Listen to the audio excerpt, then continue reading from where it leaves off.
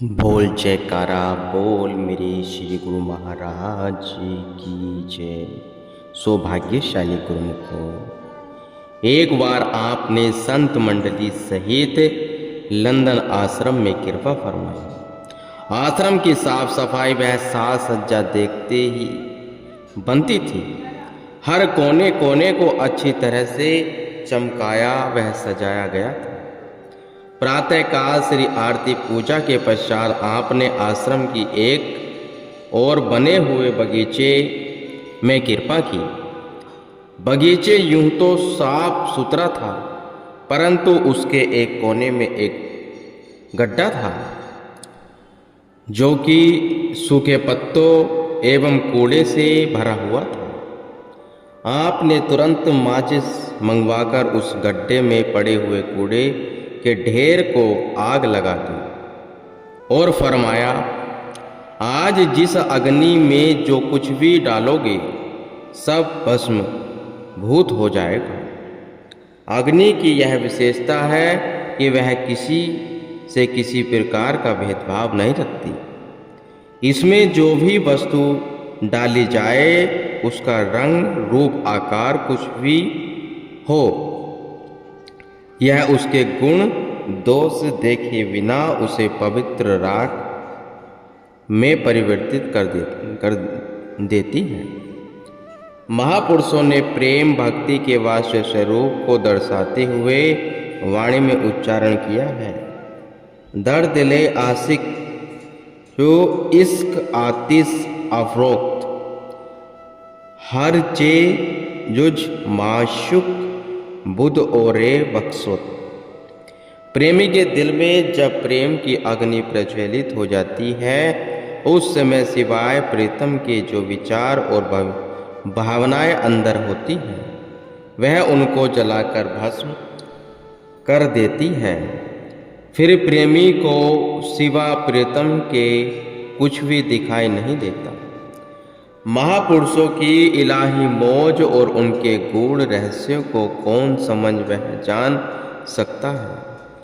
कैसे हमारे जन्म जन्मांतरों से मलिन मन की मलिनता और विकारों को दग्ध करना चाहते हैं और अपनी असीम अनुकंपा से उसके लिए संयोग वह साधन भी स्वयं ही बनाते हैं।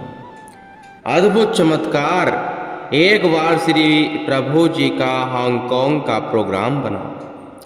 मुंबई से एयर इंडिया का विमान दिल्ली से होते हुए हांगकांग जाना था, परंतु दिल्ली पहुंचकर कुछ तकनीकी खराबी आ जाने के कारण यह आगे के लिए रवाना न हो पाया। विमान कर्मचारियों ने यह घोषणा करा दी कि सभी यात्री उतरकर होटल में चले जाएं, सबके रहने हेतु वहां प्रबंध कर दिया गया है।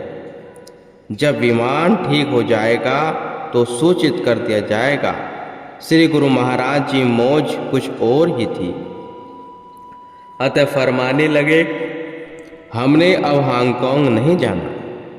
उधर टोरंटो से एक भक्त की कुछ एक दिनों के लिए भारत आए हुए थे। उनकी हार्दिक इच्छा थी कि महाप्रभु जी के श्री दर्शन करके ही वापस लौटेंगे, परंतु जैसे ही उन्हें पता चला कि श्री प्रभु जी तो हांगकांग के लिए प्रस्थान कर चुके हैं, तो अपने आप को मंद भाग्य जान सजल नैनों से भारत से कनाडा जाने के लिए दिल्ली एयरपोर्ट पहुंच गए। इस संयोग कहा जाए अथवा अद्भुत चमत्कार, क्योंकि विरह में डूबते हुए उस प्रेमी को एयरपोर्ट पर अपने कर्णधार महाप्रभु जी के साक्षात दर्शनों का सौभाग्य प्राप्त हो गया। आपने उस प्रेमी को फरमाया, तुम्हारे लिए ही तो हमारा जहाज रद्द हुआ है। यह सुनकर भक्त जी की आंखें कृतज्ञ से सजल हो उठी। श्री गुरु महाराज जी ने उसे आशीर्वाद प्रदान कर उसकी झोली को भक्ति के दात से भर दिया। फिर आनंद धाम आश्रम बसंत कुंज की धरती की तीव्र पुकार को सुनकर आपने एयरपोर्ट से सीधे वहां कृपा फरमाई। एक बार श्री सद्गुरु दाता दयाल जी टोरंटो से विराजमान थे। एक प्रेमी परिवार के कुछ सदस्य श्री चरणों में विनती करने लगे, स्वामी जी, हमारा यहाँ दिल नहीं लगता, हम किसी अन्य शहर में स्थानांतरित होना चाहते हैं, आप श्री आज्ञा प्रदान करें। आपने उनसे पूछा कि क्या आप यहाँ रोज सत्संग में आते हो? उन्होंने कहा, स्वामी जी, हम सत्संग में नहीं आ पाते। आपने फरमाया, इसलिए तो तुम्हारा दिल नहीं लग रहा। इतने में उनकी माता जी ने विनय की, स्वामी जी, मेरा दिल तो यहाँ खूब लगा हुआ है, मैंने कहीं और नहीं जाना। आपने उससे भी पूछा कि क्या तुम सत्संग में आती हो? माता जी कहने लगी कि जी स्वामी जी, मैं नियम से सत्संग श्रवण करने हेतु आती हूँ। आपका मुस्कुराकर कहने लगे कि तभी तो तुम्हारा दिल लगा हुआ है। आपने पुनः सबको संबोधित करते हुए फरमाया, प्रतिदिन सत्संग में आया करो, कुछ दिन सत्संग में निरंतर आकर उस पर आचरण करो। दिल लगाने वाली चीज से दिल लगाओगे तभी तो दिल लगेगा। पुनः स्वामी जी, अंतर्मन में झांक कर देखोगे तो विदित होगा कि कहीं अन्य जाने का ख्याल दिल से पूर्ण तौर से विस्मित हो गया। उन प्रेमियों ने श्री वचनों पर मनन किया, आश्रम में आकर सेवा एवं सत्संग में रुचि कर लेने लगे। उन्होंने स्वयं ही अपने मुख से कहा कि ऐसी मानसिक शांति व आत्मिक सुख वैकुंठ धाम में भी नहीं मिल सकता, अन्यथा जाने का विचार त्याग किया। सिंगापुर का रहने वाला एक प्रेमी श्री दर्शन करने हेतु श्री चरणों में उपस्थित हुआ। वह अपने मुख से कुछ गुनगुना रहा था। सद्गुरु तो शिष्य के अंतर्हृदय की जानते हैं। फरमाने लगे, कहो प्रेमी, क्या चाहते हो? वह विनय करने लगा कि आपके चरणों में मांगना तो बहुत कुछ आया था, परंतु आपके सम्मुख आते ही सब कुछ भूल गया। आप मुस्कुराकर फरमाने लगे कि कहो, मैं तुमको ही मांगता हूँ। यह एक वचन सुनकर वह प्रेमी निहाल हो गया। श्री सद्गुरु महाराज जी की अनंत कृपा को पाकर माला माल हो गया। अद्भुत शक्ति। श्री प्रभु जी ने महात्मा पूर्ण भक्तानंद जी को एक बार गुरुमुखों को अपनी ओर से शुभ दुआ आशीर्वाद का संदेश देने के लिए और उनकी कुशलात पूछने के लिए जकार्ता भेजा। फोन द्वारा इस सूचना को पाकर सभी गुरुमुख प्रेमी आश्रम पर एकत्र हो गए। एक भक्त जी महात्मा जी के पास आकर बहुत जोर से रोने लगे।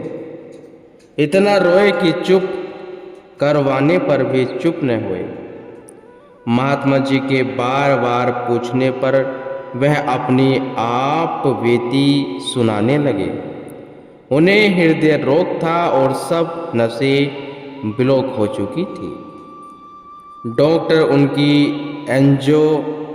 एंजियोप्लास्टिक नहीं कर पा रहे थे। वे पाइप को अंदर डालने का प्रयत्न करते, लेकिन पाइप टस से मस न होता। उन्होंने कई बार प्रयत्न किया परंतु विफल रहे। अंत में उन्होंने भक्त जी की ओपन हार्ट सर्जरी करने का सुझाव दिया। भक्त जी यह सुनकर बहुत घबरा गए। उन्होंने डॉक्टरों से थोड़ा समय मांगा और श्री गुरु महाराज जी के नाम शब्द में सुरती जोड़कर मन ही मन उनसे प्रार्थना करने लगे, स्वामी जी अब आप ही कृपा करें। उधर डॉक्टरों ने भक्त जी की ओपन सर्जरी के लिए पूरी तैयारी कर ली। भक्त जी के अनुरोध करने पर डॉक्टरों ने एक बार पुनः पाइप डालने का प्रयास किया। यह क्या है? पाइप लगाते ही अंदर चला गया। सब डॉक्टर भी इस करिश्मे को देखकर हैरान रह गए। भक्त जी की एंजियोप्लास्टिक हो गई और वे ओपन हार्ट सर्जरी से बच गई। अपने इष्ट देव पर अटूट श्रद्धा और नाम सुमरण की अद्भुत शक्ति का एक अनोखा उदाहरण यह है। अक्टूबर सन 1984 में श्री प्रभु जी ने टोरंटो में कृपा फरमाई। दीपावली के दिन समीप थे। दीपावली का शुभ त्योहार सदैव श्री आनंदपुर में मनाया जाता था, लेकिन महाप्रभु जी की इस बार विचित्र मौज उठी और दशहरे के त्योहार पर ही दीपावली पर्व मनाया गया। आए हुए समस्त संगत श्री दर्शन एवं पावन प्रवचनों का अलभ्य लाभ प्राप्त कर अपने अपने घरों को लौट गए। आप संत मंडली सहित पर्व मानकर विदेश के लिए रवाना हो गए। टोरंटो ज्योति धाम आश्रम में पहुंचकर आपने दिन रात एक करके वहां का सारा अधूरा कार्य पूरा करवाया। 24 अक्टूबर सन 1984 सोमवार के शुभ दिन आपने निजकर कमलों से इस भव्य श्री मंदिर का शुभ उद्घाटन किया। सुसज्जित दिव्य सिंहासन पर श्री परमहंस महान विभूतियों की प्रतिमाएं विराजमान की। उन्हें हार वह पीताम्बर पहनाकर मस्तक पर केसर तिलक लगाया। श्री आरती पूजा का कार्यक्रम हुआ। श्री परमहंस अवतार श्री दित्यवाद शाही महाराज जी की मौज को पूर्ण होता देख महाप्रभु जी की प्रसन्नता का कोई पारावार न था। श्री अमृत वचन हुए, कोटि जन्म भ्रम भ्रम भ्रम आयो, बड़े भाग्य साध संग पायो। करोड़ों जन्म भर पाने के बाद जब जीव के पुण्य एकत्र होते हैं तब सत्पुरुषों की संगति मिलती है। सत्संगति मिल जाने से उसे अपना मकसद पूरा होने की आशा हो जाती है।